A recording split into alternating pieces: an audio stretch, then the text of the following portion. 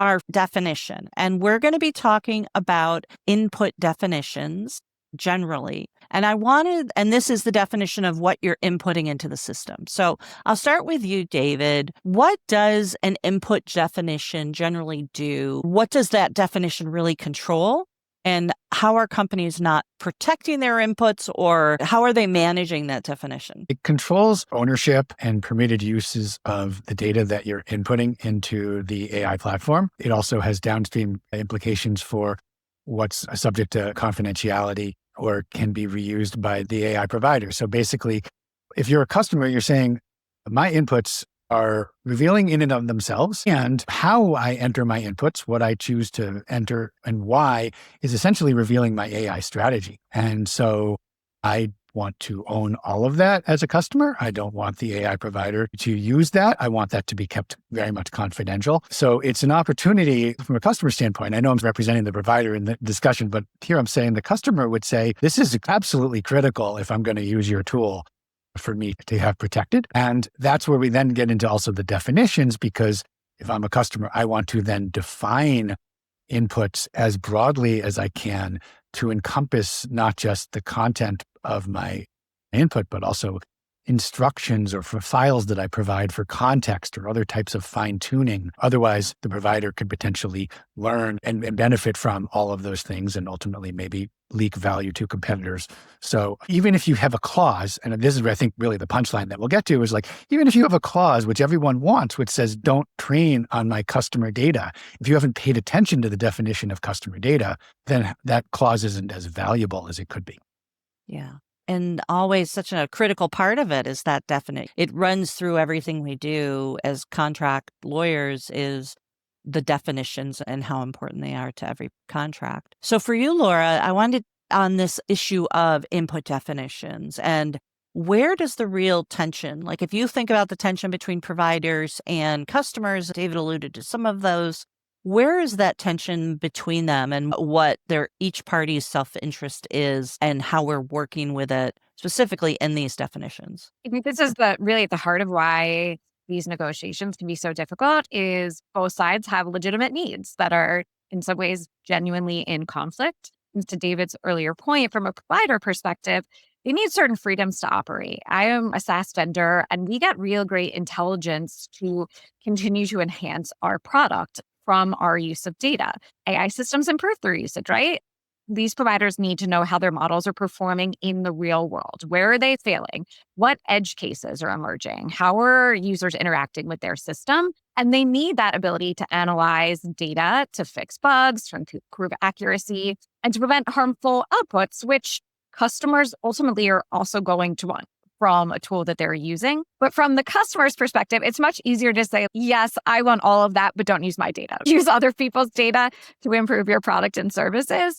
And that customer really wants to make sure that their proprietary and confidential information, which we tend to think about in inputs terms, and their competitive intelligence, which David was talking about, how they're using the tool, just doesn't become a shared resource. So they want to make sure, right? So we're thinking about, I want to make sure that my proprietary information, but as well as my innovation, my thought processes, don't become some sort of a baseline for competitors or other players who are using the same provider. And I'll say anytime you're going into these negotiations as a customer, I always say, think about what do you care about? Like maybe I don't actually care about the competitive intelligence piece, right?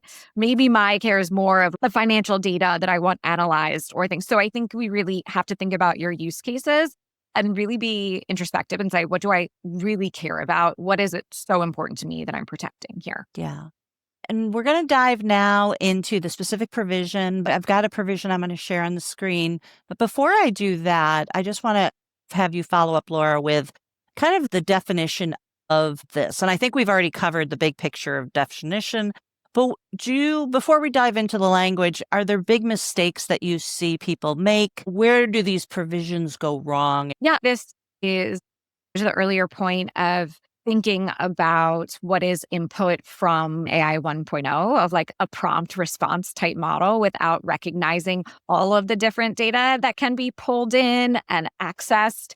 and just thinking about your confidential proprietary information and not that intelligence of how you're using a tool, right? Like all this time that you're investing in getting to great prompts to receive great outputs, because that's a huge part of AI is just how well we're using the tool. And so we need to be specific thinking about, yes, your prompt and your data, but also your instructions and your commands, and whether we consider that part of customer data or if we're okay with thinking about some of those things as usage data. Great. So let me go ahead and share our definition on the screen. And this is an input data definition. And as I promised, this is our AI slop language, not something you'd want to accept and go with. But in today's world of people asking ChatGPT to draft our provisions, I think people are starting to see more and more of this stuff from some counterparties. So this one says input data means any data or information submitted by the customer while using the product. So very vague. So I'd love to start with you, David. I totally agree with what Laura said earlier, which is that in general, vagueness is not really helpful to anybody. And this is definitely on the vaguer side. And then secondly, it is missing a specificity about what's protected if you're the customer or what's you want to keep out if you're the provider. Want to dive into any of the specifics of what issues, what edits you'd make, how you'd explain that? I'd love to hear those kind of details too. I would want to maybe actually have exclusions from what's in the definition of input data and make clear that things like telemetry, safety signals, fraud and abuse monitoring data, all of that is not part of the customer input data. And I'm free to use that as the provider and basically make the case that we need our room to operate as a provider. The customer would probably be trying to bake in my instructions and commands, like Laura said. And the things that jump out to me are like any data, right, is not getting at that specificity. Obviously, the word submitted by the customer is a narrowing phrase as opposed to things that are just accessed by the provider and not necessarily submitted by the customer, but there might be an API connection. And so does that count as submitted? Maybe not. So you'd want to clarify that. And some of that might happen while the customer is using the product, and some of it might not. Every piece of it you could pull apart. I always think of negotiation scripts too, because that was always me when I was starting out. It was like, okay, I know what I'm supposed to change, but how do you explain that? Is there a way as a vendor, just big picture, high level, like what's the way that you argue that you need to get into those details? Is it just because it's clear? Or from a provider perspective, why do you need those details? I think about the way I operate as an in-house counsel. I think about partnerships with the business teams. And so in my absolute ideal world, my justification for this on either side would be informed by my team. And so someone on the business side would articulate really well to me what data the provider needs and how they're going to use it to keep the platform safe and do all the things that they need to operate. And so I would be less lawyerly in my response and not, we need to protect ourselves against these risks, and more, don't be afraid of where I'm headed with this. In fact, it's very clear and very circumscribed and very beneficial and practical and useful for everyone involved for us to have these kinds of clarifications. And I do the same thing on the other side as well. Laura, I'd love your perspective. From a customer perspective, what other kinds of issues and edits and negotiation strategies would you use on the customer side? Say it's not great for the customer as it is. I'll explain why, and some is playing off of things that David has already said. I'm going to start with the lower hanging fruit before in my head, as opposed we're going to come to data or information last.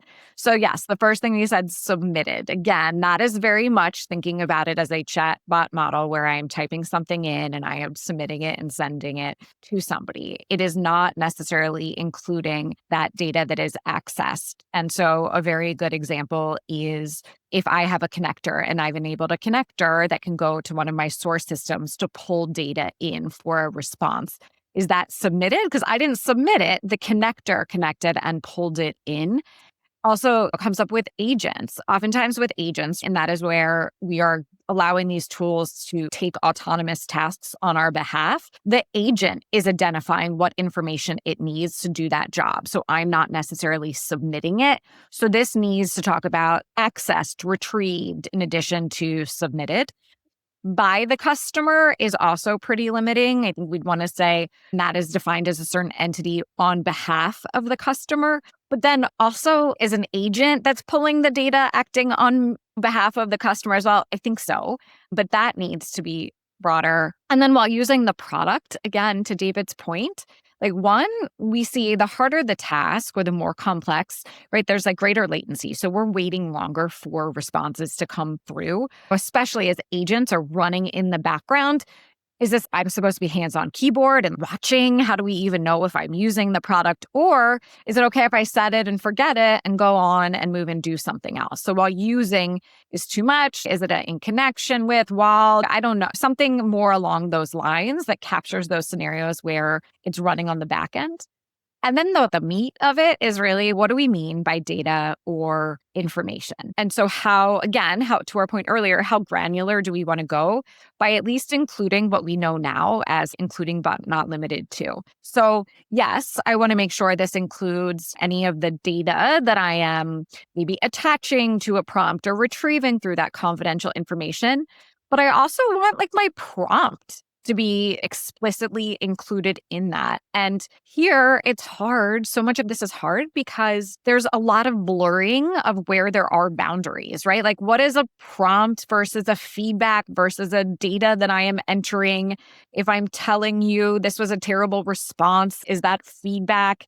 So if we're saying prompts, then we're capturing more of that as a customer. So what I'm querying, how I'm prompting. I think you want to say, what usage data do I want to be included here of like patterns and how I'm using the tool? Is there any metadata that I think should remain mine as I'm using the tool? And then Right. again, like feedback data. If I'm telling you not just a thumbs up or a down, but if I'm telling you like, I didn't like that, I need you to do more, right? I do that with chat. I'm like, not that, this. Considered input. So I think we need to include some including but not limited to here as a customer to make sure at least the things that we're thinking about and aware of now are like explicitly defined.